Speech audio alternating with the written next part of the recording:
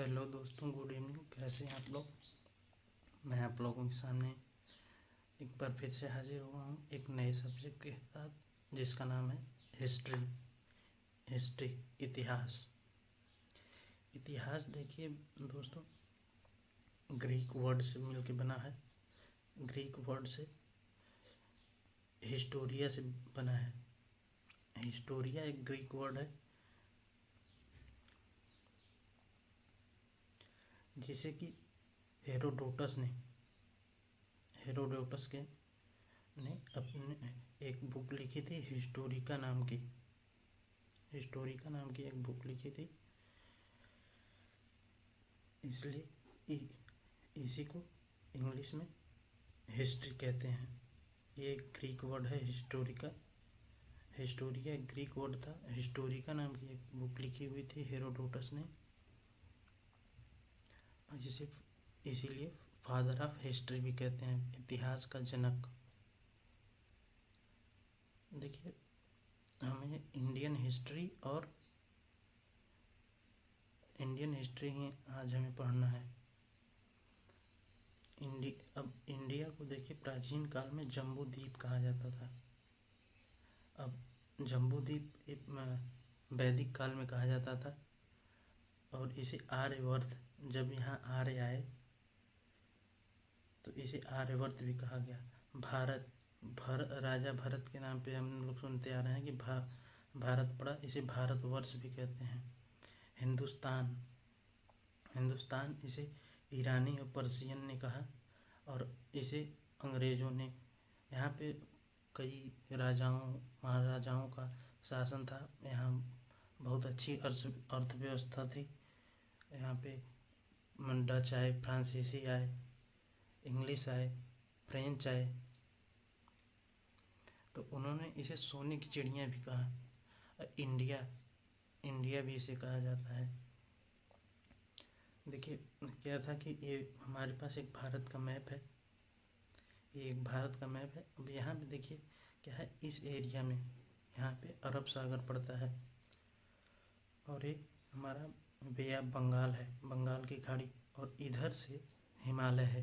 यहाँ पे तीन तरफ से ये घिरा हुआ है। तीन तरफ से हमारे देश में कहीं से कोई नहीं आ सकता। लेकिन ये जो प्रांत था, इधर पहले ये पंजाब का क्षेत्र था। अब ये पार्टीशन जब हुआ तो ये पाकिस्तान हो गया।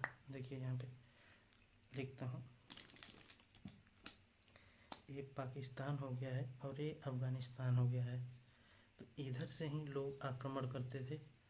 इधर से जब ईरानी आए तो ये पंजाब का एक क्षेत्र पड़ता था। इसे यहाँ पे एक नदी बहती थी, सिंधु नदी यहाँ पे होती थी। और जब अब ईरानी जब यहाँ पे आए तो उनका एक मोटिव था कि वो बोलते थे, सौ को ह बोलते थे, इसलिए उन्होंने सिंधु को हिंदू बोला। इसलिए यहाँ के रहने वाले इसे हिंदुस्तान कहा गया। बता दिया कि कैसे हिंदुस्तान नाम पड़ा। देखिए, हिंदू कोई वर्ड नहीं है। हिंदू, इसे सिंधु के नाम पे ही हिंदू बोलते हैं। और जैसे हिंदू ना ही कोई धर्म है, इसे सनातन धर्म कहते हैं, जो हमारा धर्म हिंदू धर्म है। तो अभी हम लोगों ने पढ़ा कि इतिहास क्या है। इतिहास ग्रीक वर्ड हिस्टोरिका से बना है, हिस्टोरिया से, ठीक है। हेरोडोटस ने एक अपनी पुस्तक लिखी थी, हिस्टोरिका। इसे फादर ऑफ हिस्ट्री भी कहते हैं, इसीलिए। तो इतना आप लोगों को बात समझ में आ गई। इसे अब हमें इंडियन हिस्ट्री हमारे सिलेबस के अकॉर्डिंग पढ़ना है। इसे जम्बू द्वीप कहते हैं, आर्यवर्त कहते हैं, भारत कहते हैं, हिंदुस्तान कहते हैं, सोने की चिड़िया भी कहते हैं, इंडिया कहते हैं। अब यहाँ पे एक वर्ड मैं आप लोगों को बताने जा रहा हूँ, इसमें आपका क्या राय है आप हमें कमेंट करके बताइएगा। इंडिया का कई जगह मैंने देखा है, पढ़ा है। इंडिया को बोलते हैं इंडिपेंडेंस नेशन डिक्लेयर इन अगस्त। 15 अगस्त 1947 में हमारा देश आज़ाद हुआ था। तो इस इंडिया जब जो इंग्लिश थे, जो अंग्रेज़ थे यहाँ पे, उन्होंने इंडिया को लिखा इंडिपेंडेंस नेशन डिक्लेयर इन अगस्त। अब ये सही है या गलत, लेकिन मैंने एक जगह पढ़ा हुआ था, इसलिए आपको एक जानकारी दे देता हूँ। आपको क्या लगता है कमेंट बॉक्स में हमको बताइएगा। देखिए, ये हमारा हिस्ट्री का इंट्रोडक्शन लेक्चर है, मैं आपको इसे डिटेल में पढ़ाऊँगा। अब लिख करके पढ़ाने में एक प्रॉब्लम आती थी कि समय बहुत ज़्यादा कंज्यूम होता था, कि मैं लिखता रहूँ बताता रहूँ, तो उसमें समय बहुत ज़्यादा कंज्यूम होता था। तो मैंने पहले से ही नोट्स बना लिए हैं और इसी में मैं आप लोगों को समझाता रहूँगा। ठीक है, आगे चलते हैं।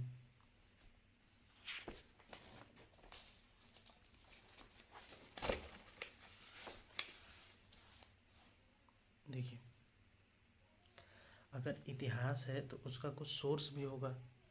क्या क्या सोर्स हैं? जैसे कि मान लीजिए कि हमारे दादाजी दादा परदादा थे, तो उन्होंने कुछ ऐसा उनका सोर्स रहा होगा, जैसे कि उन्होंने कुछ बनवाया होगा, कुछ मकान होंगे, कुछ जैसे या तो उनकी फ़ोटो होगी, तो उससे हमें पता चलता है कि हाँ यहाँ पे हमारे कुछ लोग पूर्वज थे। तो देखिए सोर्स में क्या क्या होता है। सोर्स, आर्कियोलॉजिकल सोर्स, पुरातात्विक स्रोत, मैं हिंदी में भी आपको कन्वर्ट करके बताता रहूँगा, जैसे कि हिंदी और इंग्लिश मीडियम दोनों लोगों को लाभ हो इससे। देखिए, आर्कियोलॉजिकल सोर्स पुरातात्विक स्रोत होता है। और फॉसिल, अवशेष, अवशेष देखिए पहले जैसे खुदाई होती है तो वहाँ पे कुछ अवशेष मिलते हैं, बॉडी मिलती है, तो कुछ अवशेष मिलते हैं, उसी को हम एक सोर्स मानते हैं। जैसे मान लीजिए कि, और कार्बन डेटिंग से हमें पता चल जाता है कि एक कितने साल पुराना है। देखिए कार्बन डेटिंग एक वर्ड होता है, इससे हम पता लगा सकते हैं कि कितने साल पुराना हमारा कोई भी वस्तु है, चीज़ है, तो इससे हम पता लगा सकते हैं। इंस्क्रिप्शन, अभिलेख, अभिलेख देखिए जैसे कि पिलर्स पे जो लिखवाते थे, कि अभी भी कहीं कहीं देखे होंगे कि कुछ लोग अपने मकान पे लिखवा देते हैं कि इस सन में ऐसा बना हुआ था, ये हमने बनवाया था। अभिलेख, अशोक का अभिलेख मिला हुआ था, जो कि सारनाथ के पिलर पे भी मिला हुआ है। मोनूमेंट्स, मोनूमेंट्स स्मारक, स्मारक जैसे कि लाल किला है, ताजमहल है, और इसी तरह से कई पुरानी मूर्तियाँ हैं, स्ट्रक्चर हैं, जो कि हमें पता चलता है कि हाँ कभी ये इतिहास में किसी ने बनवाया हुआ था। क्वाइन, सिक्के, सिक्के देखिए सबसे पहले सबसे पुराना सिक्का समुद्रगुप्त का मिला हुआ है, और किसी का तो नहीं मिला, समुद्रगुप्त का एक पुराना सिक्का मिला था।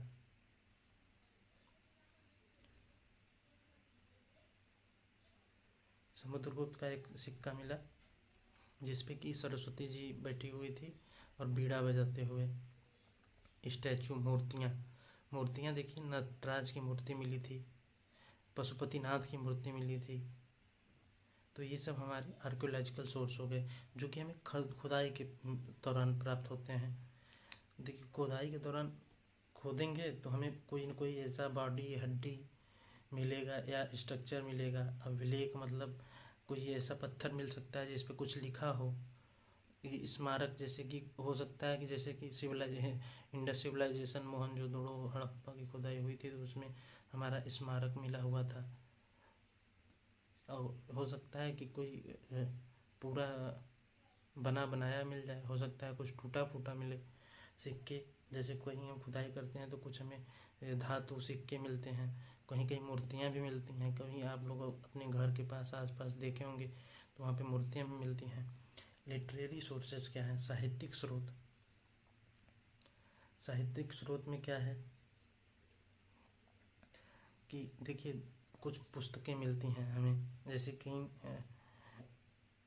कुछ पेज, कुछ पुस्तकें मिलती हैं। तो हमारे पास दो तरह की पुस्तकें होती हैं, रिलीजियस एंड नॉन रिलीजियस, साहित्यिक, धार्मिक।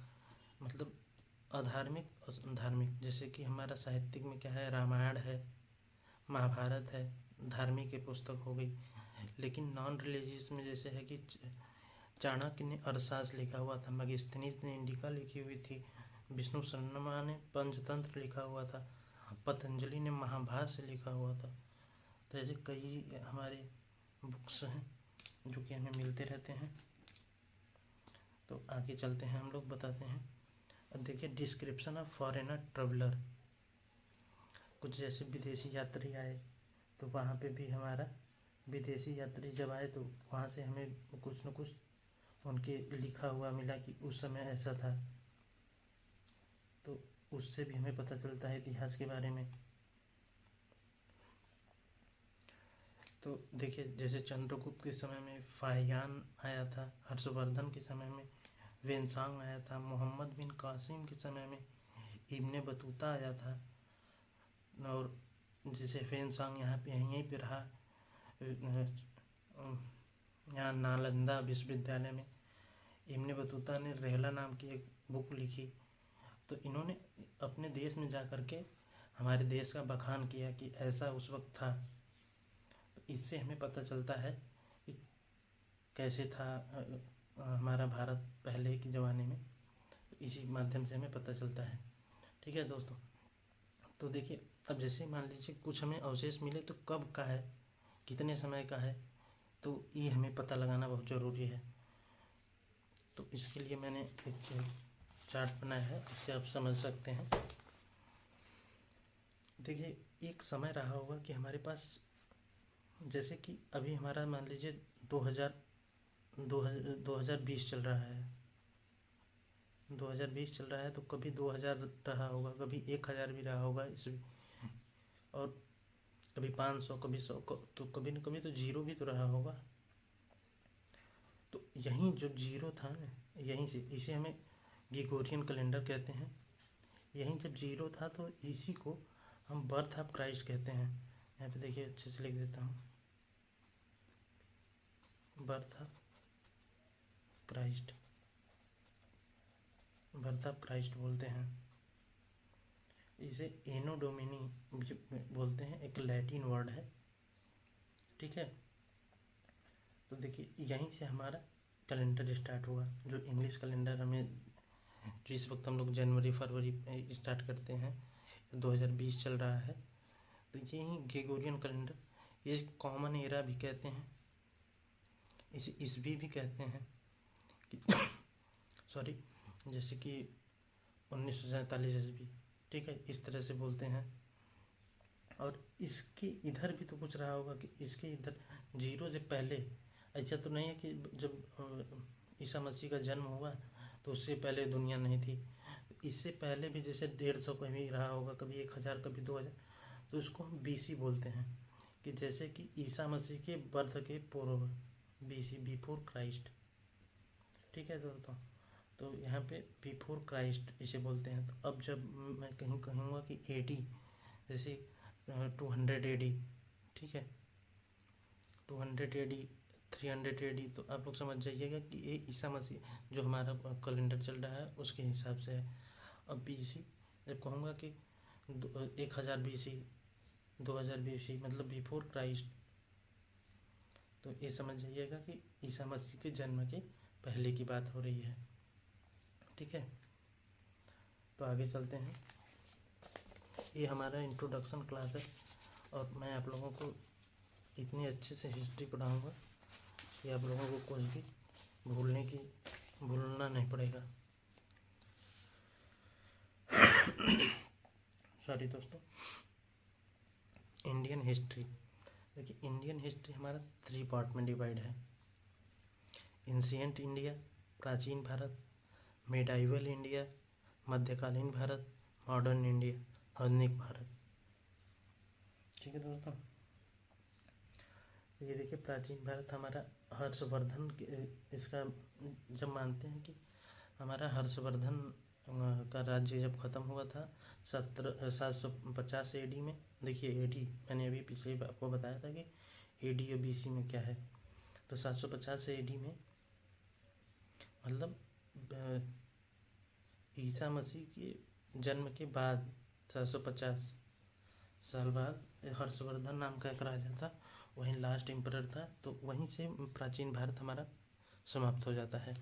देखिए मध्यकालीन भारत 750 से 1707 तक, जब औरंगजेब का शासन खत्म होता है तब हमारा मध्यकालीन भारत समाप्त हो जाता है। आधुनिक भारत देखिए दोस्तों 1757 से 47 तक, जबकि प्लासी का युद्ध होता है। प्लासी का युद्ध होता है और जब तक ये देश नहीं आज़ाद हो जाता है तब तक हमारा मॉडर्न इंडिया है। अब यहाँ तक आप लोग समझ गए। अब देखिए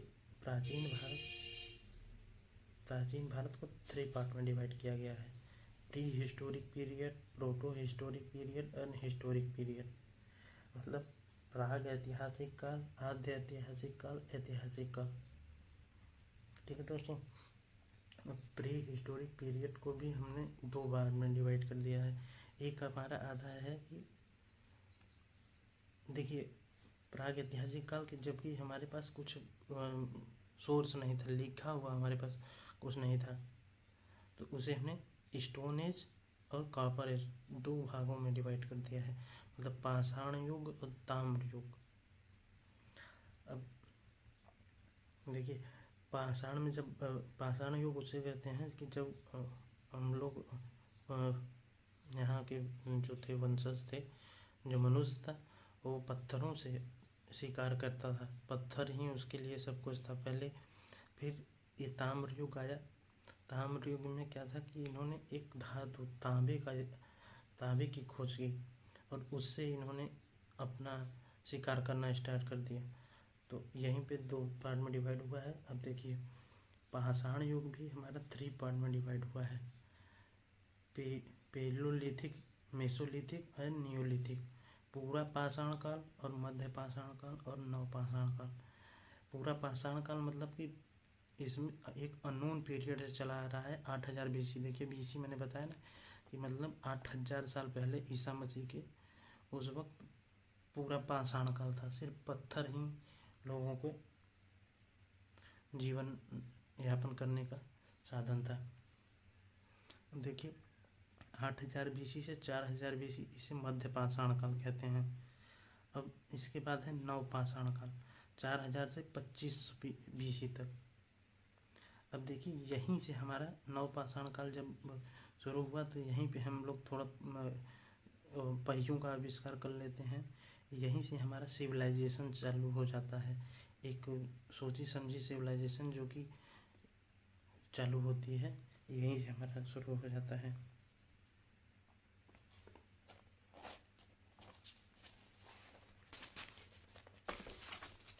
देखिए दोस्तों अभी हमने प्री हिस्टोरिक पीरियड बताया आपको, अब यहाँ पे प्रोटो हिस्टोरिक पीरियड चालू हो जाता है। प्रोटो हिस्टोरिक पीरियड को ब्रॉन्ज एज भी कहते हैं। देखिए टीन और कॉपर को मिला करके इन्होंने एक नया धातु तैयार कर दिया था जिसे कांस कहते हैं। अब देखिए 2500 तक हमने यहाँ पे आपको बताया था कि 2500 तक हमारा पाषाण काल चलता है यहाँ पे। अब 2300 से 1700 BC तक एक कांस युग कहा जाता है।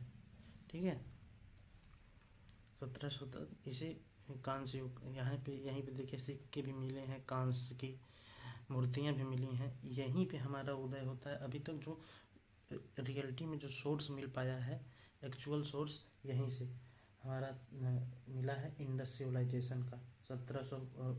2350 से 1700 BC तक, मतलब BC before Christ, Isa Masih के जन्म के पहले भी, मतलब 1700 साल पहले। ठीक है, यहीं पे एक इंडस रिवर होती है। मैं आपको सिर्फ इंट्रोडक्शन दे रहा हूँ, इसे डिटेल में सब कुछ बताऊँगा कि क्या है कैसे है। इंडस रिवर एक हुआ करता था, वहीं पे ये सभ्यता जन्मी। फिर देखिए एकदम क्रम से मैंने लिखा हुआ है, 1500 से 600 BC तक हमारा आर्यन एज चलता है। वैदिक एज भी इसे कहते हैं। जब यहाँ पे आर्य आए, आर्यों का आक्रमण हुआ, तो इसे हमें इस तरह से करते हैं। अब देखिए इसी में हमें 2 पार्ट में डिवाइड हो जाता है, ईयरलियर वैदिक एज, लेटर वैदिक एज। इसमें क्या है कि 1500 से 1000 BC तक ये चलता है और 1000 BC से 600 BC तक ये चलता है। ठीक है, अब हमने क्या क्या पढ़ा, ये प्री हिस्टोरिक पीरियड पढ़ा, प्रोटो हिस्टोरिक पीरियड पढ़ा। अब हमारा आता है हिस्टोरिक पीरियड। 3 टाइप में हम लोगों ने डिवाइड किया था। देखिए यहाँ पे ये हम लोगों को दिख रहा होगा। देखिए 3 टाइप में जो डिवाइड होगा है, pre historic period, proto historic period, historic period. तो हमने प्री हिस्टोरिक पीरियड पढ़ लिया, पाषाण युग, ताम्र युग। अब हम पढ़ते हैं प्रोटो हिस्टोरिक पीरियड भी हमने जान लिया कि इंडस वैली सिविलाइजेशन आ गई थी, कांस का एक सभ्यता आ गया था। अब हिस्टोरिक पीरियड, हिस्टोरिक पीरियड में क्या है कि यहाँ पे हम लोग का विकास होना शुरू हो जाता है। यहीं पे हमें इसे आयरन एज भी कहते हैं, लौह युग। 600 से 712 AD तक ये चलता है और इसे एज ऑफ ट्रांसफॉर्मेशन भी कहते हैं। 712 ईस्वी जो मैंने बताया कि यहीं पे सब लोग राजा महाराजा हुए। एज ऑफ ट्रांसफॉर्मेशन मतलब BC से लेके AC तक तकरीबन ये 1000 साल का बात है। 1000 साल तक ये हमारा ट्रांसफॉर्मेशन होता रहा।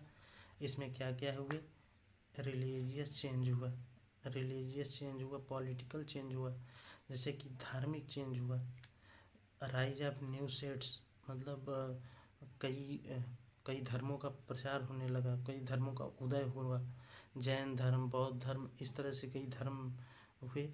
स्टेट फॉर्मेशन, कई राज्य बनने लगे कि भाई इतना हमारा एरिया है, इतना तुम्हारा एरिया है, इस तरह से कई राज्य बनने लगे। तो ये हमारा 600 से 25 BC तक चला। ठीक है, यहीं पे जैन धर्म का हुआ।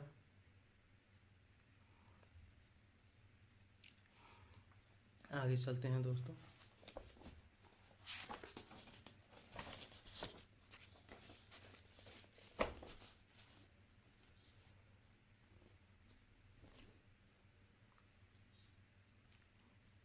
छः सौ BC से 25 BC तक मगध एम्परर चलता है। मगध एम्परर में धनानंद सबसे बड़ा राजा था उस वक्त, धनानंद। और 321 BC से लेके 185 BC तक मौर्यन एम्परर, मौर्य चंद्रगुप्त मौर्य जिसका राजा हुआ करता था। और देखिए 150 BC से लेकर के 250 BC तक पोस्ट मौर्यन भी कहते हैं। तो इसमें ये हमारा पोस्ट मौर्यन कहा जाता है। तो और फिर इसके बाद हमारा गुप्ता डायनेस्टी चालू हो जाता है 319 से लेके 550 AD तक। इसे गोल्डन एज कहा जाता है। देखिए मगध एम्परर का जो था उसे बिंदुसार इसका जनक था, लेकिन यहाँ पे क्या है, श्रीगुप्त हमारा वो है इसका फाउंडर, मतलब निर्माण जो किया था। और इसके बाद 550 से लेके 750 AD तक पोस्ट गुप्त पीरियड भी कहते हैं, डिक्लाइन पीरियड यही था। और ये 600 से 644 AD हर्षवर्धन जो राजा था यही लास्ट एम्परर था। यहीं से हमारा एंशिएंट इंडिया ख़त्म हो जाता है। फिर हमारा मिडाइवल इंडिया का धीरे धीरे शुरुआत होने लगता है। 750 से 1000 के बीच में कैसे यहाँ पतन हुआ वो हम लोग पढ़ेंगे। थर्ड पार्टी स्ट्रगल, त्रिकोणीय संघर्ष हुआ था वहाँ पे। कन्नौज एक जहाँ था वहीं इन्होंने वो बनाया था आपका कैपिटल। यहाँ पे इको सेंटर था, पॉलिटिकल हब था। तो यहाँ पे देखिए गुर्जर प्रतिहार, पाल, राष्ट्रकूट, इन्होंने सब लोगों ने आक्रमण करके ये सब ख़त्म कर दिया। अब इसके बाद हमारा आता है हमारा मेडाइवल इंडिया आता है। मेडाइवल इंडिया में क्या है कि हम लोग पढ़ेंगे कि कैसे मुगलों का आक्रमण हुआ। देखिए मेडाइवल इंडिया के बारे में हम लोग जानते हैं। चलिए, मेडाइवल इंडिया, मध्यकालीन भारत, मुस्लिम शासन। यहीं से देखिए हमारा मुसलमानों का आक्रमण हो जाता है, अरब आते हैं। देखिए हमारे देश पे सबसे पहले आक्रमण अरबों का ही हुआ था। मोहम्मद बिन कासिम एक गुलाम था। उसने उसने आक्रमण कर दिया था यहाँ पे।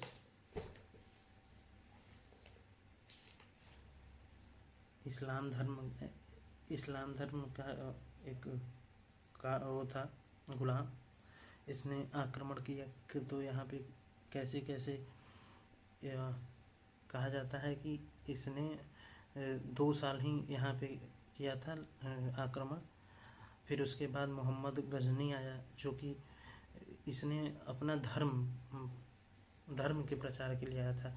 ये देखिए आपका लूटपाट के लिए आया था। मोहम्मद गौरी भी यहाँ पे लूटपाट के लिए आया, सोमनाथ मंदिर पे आक्रमण किया। 1001 से लेके 1030 1175 से 1206 ईस्वी तक। और जब तराइन का युद्ध हुआ 91-92 में, तो इसका शासन खत्म हो गया। दिल्ली सल्तनत में देखिए कई वंश हमारे आए, गुलाम वंश, खिजली वंश, तुगलक, सैयद, लोधी। तो सबका डेट मैंने लिख दिया है एकदम क्रम से, इसे याद करने में बड़ी आसानी रहती है। 1206 से 1290 ईस्वी तक, ठीक है दोस्तों। 1206 से 1290 ईस्वी तक, 1290 से 1320 ईस्वी, 1320 से 1414, 1414 से 51 तक, 51 से लेकर के 1525 तक, ठीक है। तो ये हमारा दिल्ली सल्तनत हुआ। फिर मुग़ल वंश आता है। मुग़ल बाबर सबसे क्रूर जो माना जाता है, और औरंगजेब और बाबर यही सबसे क्रूर माने जाते हैं। तो इन्होंने 1526 में आक्रमण किया बाबर ने, और इनका राज्य चलता है 1526 से लेके 1530 तक, और हुमायूं का 1526 से लेके 40 तक, ठीक है दोस्तों। और इसी बीच शेष सूरी आ जाता है 1540 से 1545 तक। फिर हुमायूं से युद्ध होता है। फिर अकबर का शासन चलता है 1556 से 1605 तक। जहांगीर का 1605 से 27 तक, 1627 से 58 तक, 1658 से 1707 तक, ठीक है दोस्तों। ये हमारा मेडाइवल इंडिया है। हम लोग हिस्ट्री में पढ़ेंगे कि क्या क्या हुआ था मेडाइवल इंडिया में, ठीक है। अब इसके बाद यहीं पे औरंगजेब जब आता है, तो औरंगजेब के जब दरबार में अंग्रेज आते हैं। अंग्रेज़ों ने फ्रांसीसी, देखिए यहीं से फ्रांसीसी लोगों का आना चालू हो जाता है। फ्रांसीसी आए, डच आए, पुर्तगाली आए, फ्रेंच आए। तो बहुत हमारा देश देखिए अरब लोग आए, मुग़ल वंश आया। तो सब लोगों ने लूटा यहाँ पे सिर्फ इसी यहाँ इसे भारत को सोने की चिड़िया कहा जाता था। तो वो हम लोग वो काल देखेंगे कि कैसे उस वक्त क्या क्या था। तो अब इसके बाद हमारा आता है मॉडर्न इंडिया। मॉडर्न इंडिया के बारे में हम लोग पढ़ेंगे। मॉडर्न इंडिया में देखिए क्या था कि आधुनिक भारत में 1757 से 1857 तक, 1757 से 1857 तक, 1857 से 1947, 2 पार्ट में हमने डिवाइड कर दिया है। और ये इसे हम पढ़ेंगे जब तक कि नेहरू जी की मौत नहीं हो जाती 1964 तक। तो उसमें सबसे पहला विद्रोह क्या था कि मंगल पांडे ने किया था 1857 में। 1857 में क्या हुआ था कि इसमें जो था सुअर की चर्बी और गाय के मांस से जो बम बनाया जाता था, उसे दांत से खींचना होता था। तो इसी का विद्रोह किया था मंगल पांडे ने। तो इसमें सही सटीक निर्णायक नहीं हो पाया था गणना, इसलिए ये विद्रोह विफल हो गया था। देखिए इंडियन नेशनल कांग्रेस हमारा 1888 में आया। पार्टीशन ऑफ बंगाल भी हो जाता है उसी में 1905 में। 1935 में गवर्नमेंट ऑफ इंडिया एक्ट आती है, जबकि बहुत विद्रोह बहुत चालू हो जाता है। तो उन्होंने कहा कि देखिए यही गवर्नमेंट ऑफ इंडिया एक्ट से हमारा संविधान बना है, इसी का सबसे ज़्यादा कॉपी है हमारे संविधान में। फिर देखिए 1900 उधर विश्व में जब ये हमारा संविधान बन रहा था, पार्टीशन ऑफ बंगाल, तो इन दोनों के बीच में ही हमारा वर्ल्ड वार हुआ था। प्रथम विश्व युद्ध 1914 से 1918 से में हुआ था, और 1939 से 45 के बीच में हमारा विश्व युद्ध हुआ था। और इसके बाद विश्व युद्ध में देखिए फ्रांस फर्नांडिस जो थे उनकी हत्या कर दी गई थी। इस कारण हमारा विश्व युद्ध स्टार्ट हुआ था, वो भी हम पार्ट देख लेंगे। और 1947 में हमारा देश आज़ाद हुआ, और 1964 में हमारा जवाहरलाल नेहरू जी का मौत हो गया था। और इसी बीच में हमें गांधीयन फेज भी आता है, जो कि 1918 में से 1947 तक चलता है। इसी में देखिए हमारे जो भारत था, हमारा जो देश था, वो छोटे छोटे राज्यों में बट गया था, 16 जनपदों में बट गया था। फिर उसके बाद मुगलों ने जब आक्रमण किया तो अलग अलग पार्ट में बट गया था। तो वो सब हम लोग देखेंगे इसमें। तो ये हमारा इंट्रोडक्शन वीडियो है, और जैसा भी आप लोगों को लगा हो हमें कमेंट करके बताइएगा। मैं आपको इसी तरह वीडियो अपलोड करता रहूँगा, और इसे देखिए लिख करके मैं लिखता रहूँ, बताता रहूँ, तो उसमें वीडियो बहुत लंबी पड़ जाएगी और आप लोग भी बोर हो जाएंगे। इसमें देखिए एक बार आप लोग इसका अगर स्क्रीनशॉट ले लेंगे तो आप लोगों को तुरंत पता चल जाएगा कि हमने क्या पढ़ा है। देखिए आज मैं एक बार फिर से रिवीजन कर देता हूँ कि हमने क्या जल्दीबाजी में कर देता हूँ, सिर्फ 10 मिनट में। ये मैं हर वीडियो में करता रहूँगा, ऐसे आपको रिवीजन हो जाए। देखिए हिस्ट्री हमारा ग्रीक वर्ड हिस्टोरिया से मिलकर बना है। हेरोडोटस ने पहली अपनी बुक लिखी थी हिस्टोरी का, फादर ऑफ हिस्ट्री इसे कहते हैं, इतिहास का जनक भी कहते हैं।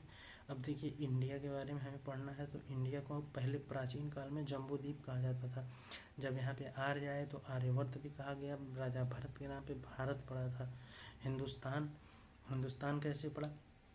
हिंदुस्तान देखिए ये जो भारत है हमारा 3 तरफ से घिरा हुआ है, इधर हिमालय है, बंगाल है, अरब सागर है। 3 तरफ से घिरा हुआ है, तो यहीं से हमारा आक्रमण होता था। अगर यहाँ पे हिमालय नहीं होता तो हमारे यहाँ पे बहुत ज़्यादा ठंडी पड़ती, और इधर से कोई आ नहीं सकता था। पहले के ज़माने में तो नहीं है आ सकता था, अब तो सब सही साधन हो गए हैं ट्रांसपोर्टेशन के। तो यहाँ पे देखिए ये हमारा पंजाब का क्षेत्र था, जो कि अब अफ़गानिस्तान और पाकिस्तान हो गया है। तो ये पंजाब का क्षेत्र था। यहीं पे एक नदी बहती है सिंधु नदी पे कैसे आए ईरानी आए, तो इन्होंने सिंधु को हिंदू कहने लगा, बोलने लगे, तो इसी को सिंधु को हिंदू बोले, और यहाँ के लोगों को इसको हिंदुस्तान बोल दिए। और एक चीज़ मैंने ये आपको बताया है, इसका मुझे पुख्ता सबूत तो नहीं है, लेकिन मैंने कहीं पढ़ा था, इंडिपेंडेंस नेशन डिक्लेयर इन अगस्त, इसे लिखा गया था इंडिया को। तो अंग्रेज ही इसे बोले इंडिया, लेकिन मैंने पढ़ा था कि इंडिपेंडेंस नेशन डिक्लेयर इन अगस्त। तो जैसा भी आपको लगा हो तो बताइएगा इसे कमेंट करके।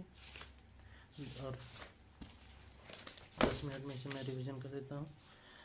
सोर्स क्या है? आर्कोलॉजिकल सोर्स है, पुरातात्विक स्रोत। देखिए पुरातात्विक स्रोत में फॉसिल होते हैं, अभिलेख, स्मारक और सिक्के, मूर्तियाँ।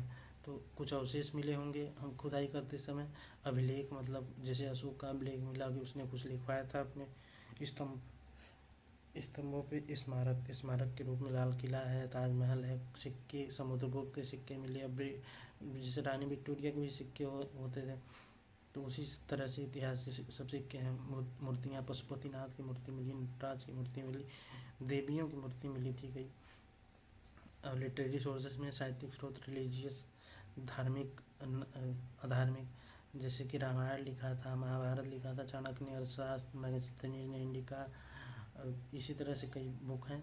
विदेशी यात्रियों का विवरण, चंद्रगुप्त के दरबार में आया था फाहियान आया था, हर्षवर्धन के दरबार में ह्वेनसांग आया था, मोहम्मद बिन कासिम के दरबार में इब्न बतूता आया था।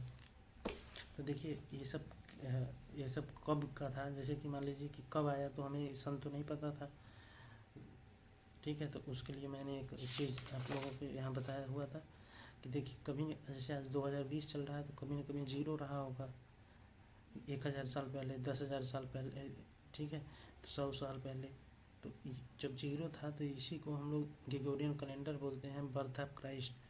बर्थ ऑफ क्राइस्ट इसी को एनो डोमिनी बोलते हैं। लैटिन वर्ड एक होता है, इसे ईस्वी भी बोलते हैं, और इसे हम लोग इंग्लिश में कॉमन एरा कहते हैं, हिंदी में ईस्वी कहते हैं, लैटिन में इसे एनो डोमिनी कहते हैं। इसके पहले भी तो कुछ रहा होगा, कि ऐसा तो नहीं है कि बर्थ ऑफ क्राइस्ट जब ईसा मसीह का जन्म हुआ उसके पहले जीवन नहीं था, तो जीवन था वहाँ पे। तो इसे हम लोग बीसी बोलते हैं, बिफोर क्राइस्ट, मतलब ईसा मसीह के जन्म के इतने साल पहले। ठीक है, आगे चलते हैं। देखिए इंडियन हिस्ट्री हमारा क्या है। इंडियन हिस्ट्री है एंशिएंट इंडिया, 3 पार्ट में डिवाइड हो गया है। Ancient India, medieval India, modern India. ठीक है, और इसे प्राचीन भारत, मध्यकालीन भारत, आधुनिक भारत। 1700 में हर्षवर्धन इसका लास्ट जब राजा था, तभी ये एंशिएंट इंडिया खत्म हो गया था। मध्यकालीन भारत, औरंगजेब का शासन जब खत्म हुआ तो मध्यकालीन भारत खत्म हुआ। आधुनिक भारत जब देश आज़ाद हुआ तो आधुनिक भारत मतलब यहीं से पढ़ते हैं। प्री हिस्टोरिक पीरियड, प्रागैतिहासिक काल, आधे ऐतिहासिक काल, ऐतिहासिक काल। जिसका हमें लिखित सोर्स मिल गया है उसे हम हिस्टोरिक पीरियड कहते हैं। आधे ऐतिहासिक काल की, जिसका कि हमें कहीं प्रागैतिहासिक काल की इसका हमें कोई सोर्स नहीं पता है, लेकिन हम लोग सब कोई चित्र के माध्यम से समझ जाते हैं, या पहले खुदाई के दौरान पे। और इसका मतलब कि कोई ज़रूरी नहीं है कि कुछ लिखावटें या बुक्स के माध्यम से हम लोग देख लेते हैं। प्री हिस्टोरिक पीरियड में क्या है, स्टोन एज है, कॉपर एज है, पाषाण युग, ताम्र युग। पाषाण युग है, पाषाण युग जबकि पत्थरों से शिकार हुआ करता था। ताम्र युग जबकि एक धातु कॉपर से शिकार होने लगा। पूरा पाषाण काल क्या है, पाषाण काल को 3 पार्ट में डिवाइड किया गया है। Palaeolithic, Mesolithic, Neolithic. पूरा पाषाण काल, मध्य पाषाण काल, नव पाषाण काल। अननोन पीरियड से चला है 8000 बीसी से, 8000 बीसी से लेके 4000 बीसी तक, और 4000 से 2500 तक। ठीक है,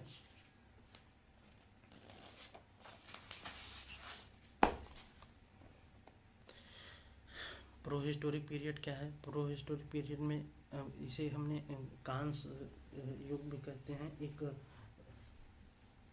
एक मेटल टीन था, टीन और कॉपर मिला करके हमने कांस बना दिए, जो कि इंडस वैली सिविलाइजेशन में कुछ मूर्तियाँ मिली हैं, कांसे की मूर्ति मिली हैं, और कांसे के सिक्के भी मिले हैं। इंडस सिविलाइजेशन, यहीं से हमारा जीवन मतलब सुचारू रूप से चालू हुआ था, जहाँ की हमें अभी तक अवशेष मिल पाए हैं कि बहुत ही डेवलपमेंट होना चालू हो गया था। 2350 से लेकर 1750 बीसी तक इंडस रिवर, सिंधु जो नदी थी वहाँ पे मिला हुआ था। फिर उसके बाद हमारा 1500 से 600 बीसी में आर्यन एज आया, वैदिक एज। ठीक है, हिस्टोरिक पीरियड, अरे सॉरी, यहीं जब वैदिक एज आया तो इसे भी 2 पार्ट में डिवाइड कर दिया गया, एर्लियर वैदिक एज, लेटर वैदिक एज। ये हमारा 1500 से 1000 बीसी तक चला, 1000 से 6000 बीसी। देखिए एकदम क्रम से आ रहे हैं। 8000 से चले थे, 8000 अननोन पीरियड से 8000 तक, 8000 से 4000 तक, 4000 से 4025 तक, 2350 से 1750 तक, 1500 से 600 तक, 1500 से 1000 बीसी, 1000 बीसी से 600 बीसी। ठीक है, अब देखिए हिस्टोरिक पीरियड, इसे आयरन एज भी बोलते हैं। 600 बीसी से लेके 712 एडी तक इसे लव युग बोलते हैं। यहीं से हमारा एज ऑफ ट्रांसफॉर्मेशन चालू हो जाता है। इसमें रिलीजियस चेंजेज होते हैं, पॉलिटिकल चेंजेज होते हैं। रिलीजियस चेंजेस में क्या होता है कि rise of new states, political changes में स्टेट फॉर्मेशन होने लगता है। जैसे जैन धर्म आ जाता है, बौद्ध धर्म आ जाता है। स्टेट फॉर्मेशन में 16 जनपद बन जाते हैं, जैसे कि मगध, अंग, भंग, यही कई 16 जनपद बने हैं। सब आपको डिटेल में भी बताऊंगा। ठीक है दोस्तों, तो अब इसके बाद हमारा क्या होता है कि हमारा देखिए 600 बीसी हम लोग चल रहे हैं। 600 बीसी से हमारा मगध एम्परर चालू होता है। इसमें मौर्यन एम्परर आता है, पोस्ट मौर्यन एम्परर भी कहते हैं। फिर उसके बाद ये 250 साल तक चलता है। यहाँ पे गुप्ता डायनेस्टी चलता है। श्रीगुप्त इसका फाउंडर थे। पोस्ट गुप्ता पीरियड चलता है। अब थर्ड पार्टी स्ट्रगल, त्रिकोणीय संघर्ष चलने लगता है। इको सेंटर था कन्नौज जो, वहाँ पे हमारा 3 तरफ से आक्रमण होने लगता है, गुर्जर, प्रतिहार, पाल और राष्ट्रकूट तीनों, क्योंकि यहाँ पे इको सेंटर था, पॉलिटिकल हब था, तो इसलिए यहाँ से शुरू हो जाता है। देखिए यहीं और यहाँ से हमारा डिक्लिनेशन चालू हो जाता है। अब देखिए मेडाइवल इंडिया, मध्यकालीन भारत आ जाता है। मध्यकालीन भारत में क्या है कि मुस्लिम शासन आ जाते हैं। अरब, मोहम्मद बिन कासिम जब आया, मोहम्मद गजनी आए, मोहम्मद गौरी आए, तो इन्होंने सिर्फ और सिर्फ लूटा है एक तरह से, ठीक है। आगे चलते हैं। मध्य दिल्ली सल्तनत में गुलाम वंश, खिजली वंश, जैसे तुगलक वंश, सैयद वंश, लोधी वंश, तो सबका एक क्रम से हमने डेट लिख दिया है। अगर आप लोग स्क्रीनशॉट इसका ले लेंगे तो एकदम, और ये एकदम एग्जैक्ट वो है, डेट है, तो घबराने की बात नहीं है। मुगल वंश 1526 से लेकर 1707 तक चला हुआ था। इसमें बाबर आए, हुमायूं आए, अकबर आए, जहांगीर आए, शाहजहां आए, औरंगजेब आए, बीच में शेरशाह सूरी भी आया था। तो औरंगजेब ने क्या किया था कि सबसे क्रूर यही था, बहुत मूर्तियाँ, बहुत मंदिरें इसने तोड़ी हुई थी, ठीक है दोस्तों। अब इसके बाद हमारा आता है मॉडर्न इंडिया। मॉडर्न इंडिया में हम लोग पढ़ेंगे कि 150 साल 1757 में जब हमारे अंग्रेज आए, ठीक है, पुर्तगाली आए थे, डच आए थे, और इंग्लिश आए, फ्रेंच आए, ठीक है।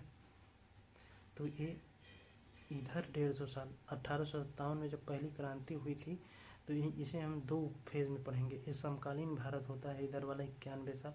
यहीं पे देखिए 100 साल लगे तकरीबन हम लोगों को स्वतंत्रता प्राप्त करने में। इसे समकालीन भारत भी कहते हैं। सबसे पहले मंगल पांडे का विद्रोह हुआ था, वो भी एक ब्राह्मण था, तो मंगल पांडे ने सबसे पहले विद्रोह किया था। फिर उसके बाद सबसे लास्ट में हमारे जवाहरलाल नेहरू तक हम लोग पढ़ेंगे, और सरदार वल्लभ भाई पटेल ने कैसे हमारे पूरे देश को, जो 16 जनपद बने हुए थे, सब अलग अलग हो गए थे,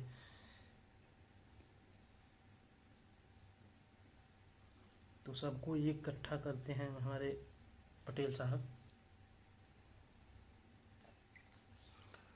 तो उन्होंने बस सिर्फ 3 को छोड़ 3 तो मान ही नहीं रहे थे, जैसे कि मैं बताऊँगा, जूनागढ़ था आपका, और हैदराबाद था, जम्मू कश्मीर था, तो ये सब नहीं मान रहे थे। तो कैसी बहुत ही इंटरेस्टिंग स्टोरी है, मैं आप लोगों को एकदम डिटेल में समझाऊंगा। इंडियन नेशनल कांग्रेस की स्थापना हो जाती है, इसी बीच पार्टीशन ऑफ बंगाल हो जाता है, इंडियन गवर्नमेंट एक्ट आ जाता है, वर्ल्ड वार कैसे होता है, कैसे फ्रांस फर्नांडिस की हत्या हो जाती है, तो उसमें वर्ल्ड वार चालू हो जाता है, इंडिपेंडेंस डे कैसे आज़ादी मिली, और जवाहरलाल नेहरू जी एक्सपायर कर जाते हैं। तो ये सब हम लोग हिस्ट्री में देखेंगे। इसी तरह हमारे वीडियो देखते रहें और ज्ञान लेते रहें। और ये मैंने एक एक क्वेश्चन यूपीएससी से उठा करके बनाया हुआ है। यूपीएससी का जो प्रीवियस ईयर पेपर है उसे मैंने देख करके बनाया हुआ है। जो चीज़ यहाँ पे लिखूँगा वो कहीं ना कहीं पेपर में आया हुआ है। तो आज के लिए इतना ही रखते हैं, आगे देखते रहिए और चैनल को सब्सक्राइब कर लीजिए। धन्यवाद। जय हिंद, जय भारत।